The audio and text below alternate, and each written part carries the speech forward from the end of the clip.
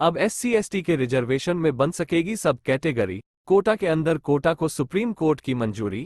2004 के फैसले को पलटा सुप्रीम कोर्ट ने आदेश में ये भी स्पष्ट किया कि उपवर्गीकरण सब कैटेगरी की अनुमति देते समय राज्य किसी उप श्रेणी के लिए 100% आरक्षण SC/ST रिजर्वेशन निर्धारित नहीं कर सकता। साथ ही राज्य को उप श्रेणी के अपर्याप्त प्रतिनिधित्व के संबंध में अनुभवजन्य आंकड़ों के आधार पर उपवर्गीकरण को उचित ठहराना होगा। CJI ने और क्या कहा?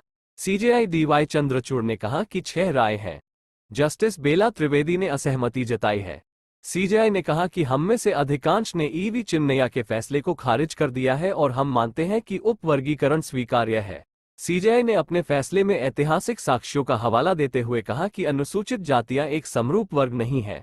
उपवर्गीकरण संविधान के अनुच्छेद 14 के तहत समानता के सिद्धांत का उल्लंघन नहीं करता है और न ही संविधान के अनुच्छेद 341(2) का उल्लंघन करता है। उन्होंने कहा कि अनुच्छेद 15 और 16 में ऐसा कुछ भी नहीं है जो राज्य को किसी जाति को उपवर्गीकृत करने से रोकता हो। जस्टिस गवई ने जताई असहमति। न्यायमूर्ति BR गवई ने कहा कि राज्य को अनुसूचित जाति जनजाति वर्ग में क्रीमी लेयर की पहचान करने तथा उन्हें सकारात्मक आरक्षण के दायरे से बाहर करने के लिए नीति बनानी चाहिए।